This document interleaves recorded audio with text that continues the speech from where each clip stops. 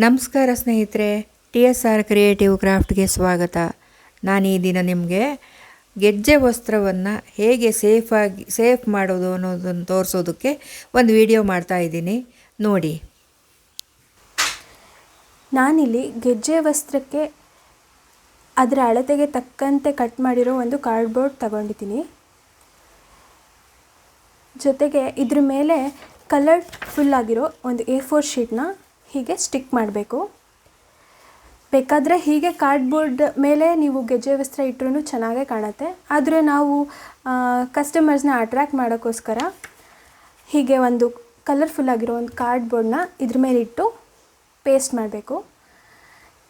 ನಾನೀಗ ಇದಕ್ಕೆ ಪೇಸ್ಟ್ ಮಾಡೋಕ್ಕೋಸ್ಕರ ನಾನು B7000 ಗಮ್ನ ತಗೊಳ್ತಾ ಇದ್ದೀನಿ. ನೀವು ಯಾವ ಗಮ್ ಬೇಕಾದರೂ ತಗೋಬೋದು, ಫೆವಿಕಾಲ್ ಬೇಕಾದರೂ ಯೂಸ್ ಮಾಡಬಹುದು.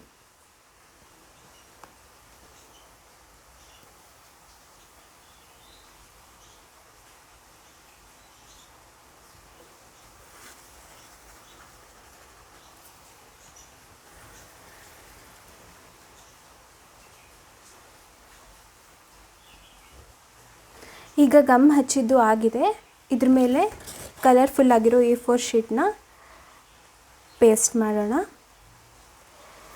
ನೀವು ಇವಾಗ ಕೇಳಬಹುದು, ನಮ್ಮ ಹತ್ರ ಕಾರ್ಡ್ಬೋರ್ಡ್ ಇಲ್ಲ, ಹೇಗೆ ಪ್ಯಾಕ್ ಮಾಡೋದು ಅಂತ. ನಿಮ್ಮ ಹತ್ರ ಕಾರ್ಡ್ಬೋರ್ಡ್ ಇಲ್ಲ ಅಂದರೆ ಡ್ರಾಯಿಂಗ್ ಶೀಟ್ ಅಥವಾ ಚಾರ್ಟ್ ಪೇಪರ್ ಅಂತ ಎಲ್ಲ ಸ್ಟೇಷನರಿ ಶಾಪ್ಸಲ್ಲೂ ಸಿಗುತ್ತೆ, ಅದನ್ನು ಕೂಡ ನೀವು ಯೂಸ್ ಮಾಡಬಹುದು. ಈಗ ನೋಡಿ, ನಾನು A4 ಶೀಟ್ನ ಅಂಟಿಸಿ ಇದು ಒಣಗಿದೆ. ಈಗ ನಾನು ಇದ್ರ ಮೇಲೆ ಹತ್ತಿ ಹಾರನ ಹೇಗೆ ಅರೇಂಜ್ ಮಾಡೋದು ಅನ್ನೋದನ್ನು ತೋರಿಸ್ಕೊಡ್ತೀನಿ. ನಾನಿಲ್ಲಿ ಒಂದು ಸಿಂಪಲ್ ಆಗಿರೋ ಹತ್ತಿ ಹಾರನ ಹೇಗೆ ಅರೇಂಜ್ ಮಾಡ್ತೀನಿ ಅನ್ನೋದನ್ನು ತೋರಿಸ್ತಾ ಇದ್ದೀನಿ. ಈ ಕಾರ್ಡ್ಬೋರ್ಡ್ ಮೇಲೆ ನೀಟಾಗಿ ನಿಮ್ಮ ಹತ್ತಿ ಹಾರನ ಇಟ್ಟು ಹೀಗೆ ಅರೇಂಜ್ ಮಾಡಿ.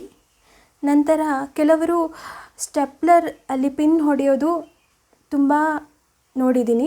ಅದರಿಂದ ಹತ್ತಿ ಹಾರಗಳು ಗೊತ್ತಿಲ್ಲದೇ ಹೀಗೆ ತೆಗೆಯೋಕೆ ಹೋಗಿ ಹಾಳಾಗುವಂಥ ಸಂಭವಗಳು ಜಾಸ್ತಿ ಇರುತ್ತೆ. ಹಾಗಾಗಿ ನಾನು ಸಿಂಪಲ್ಲಾಗಿ ಹಾಗೂ ಈಸಿಯಾಗಿ ವಿತೌಟ್ ಸ್ಟೆಪ್ಲರ್ ಹೇಗೆ ಪ್ಯಾಕ್ ಮಾಡೋದು ಅನ್ನೋದನ್ನು ತೋರಿಸ್ತೀನಿ. ನೀವು ಯಾವ ಬಣ್ಣದ A4 ಶೀಟ್ ತೊಗೊಂಡಿರ್ತೀರೋ ಅದರಲ್ಲಿ ಈ ಥರ ತೆಳುವಾಗಿ ಪೇಪರ್ ಸ್ಟ್ರಿಪ್ಸ್ನ ಕಟ್ ಮಾಡ್ಕೊಳ್ಳಿ.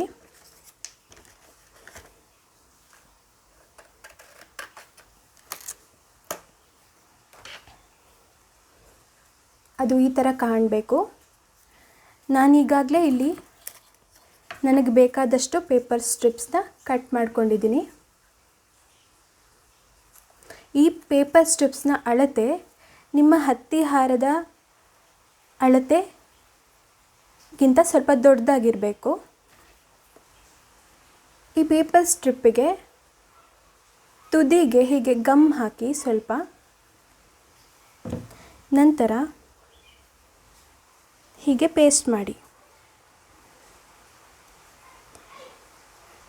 ಪೇಸ್ಟ್ ಮಾಡುವಾಗ ನೆನಪಿಟ್ಕೊಳ್ಳಿ, ಇದು ಹತ್ತಿ ಹಾರಕ್ಕೆ ಯಾವುದೇ ಕಾರಣಕ್ಕೂ ಗಮ್ ತಾಗಬಾರ್ದು ಅಂತ. ಈಗ ನೋಡಿ, ನಾನು 4 ಕಡೆ ಈ ಥರ ಪೇಪರ್ ಸ್ಟ್ರಿಪ್ಸ್ನ ಅಂಟಿಸ್ಬಿಟ್ಟು ರೆಡಿ ಮಾಡಿದ್ದೀನಿ.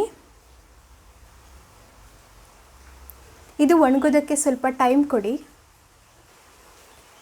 ಈಗ ಇದು ಪೂರ್ತಿಯಾಗಿ ಒಣಗಿದೆ.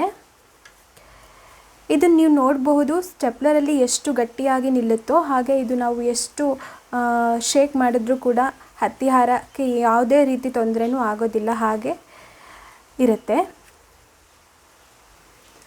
ಇದು ಪೂರ್ತಿಯಾಗಿ ಒಣಗಿದ ನಂತರ ಹೀಗೆ ಒಂದು ಪಾಲಿಥಿನ್ ಕವರ್ನ ತಗೊಳ್ಳಿ. ಈ ಪಾಲಿಥಿನ್ ಕವರ್ ಎಲ್ಲಿ ಸಿಗುತ್ತೆ ಅಂತ ನೀವು ಕೇಳ್ಬೋದು, ಅದಕ್ಕೆ ನಾನು ಹೇಳ್ತಾ ಇದ್ದೀನಿ. ನಾನಿಲ್ಲಿ ಯೂಸ್ ಮಾಡಿರೋದು ಆನ್ಲೈನ್ ಬುಕ್ ಮಾಡಿದಾಗ ಸಿಗುವಂತಹ ಕ್ಲಾತ್ಸ್ನ ಕವರ್, ಅದನ್ನು ಯೂಸ್ ಮಾಡ್ತಾಯಿದ್ದೀನಿ. ನೀವು ಬೇಕಾದರೆ ಹೊಸದನ್ನು ಕೂಡ ತಗೋಬೋದು.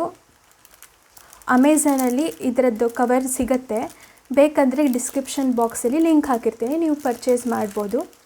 ಈ ಪಾಲಿಥಿನ್ ಕವರ್ನ ಇದ್ರ ಮೇಲೆ ಹಾಕಬೇಕಾಗತ್ತೆ.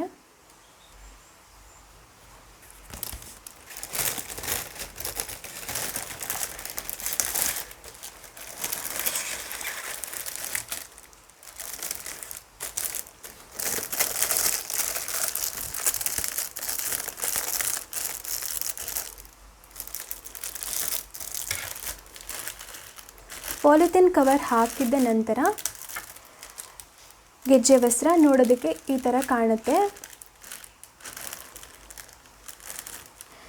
ನಿಮಗೆ ನಾನು ಇದನ್ನು ಪೋಸ್ಟ್ ಮಾಡುವಾಗ ಯಾವ ಥರ ಪ್ಯಾಕ್ ಮಾಡ್ತೀನಿ ಅಂತ ಗೊತ್ತಾಗಬೇಕು ಅಂದರೆ ಕಮೆಂಟ್ ಬಾಕ್ಸ್ನಲ್ಲಿ ತಿಳಿಸಿ, ಮತ್ತೊಂದು ವಿಡಿಯೋ ಮಾಡಿ ಅಪ್ಲೋಡ್ ಮಾಡ್ತೀನಿ.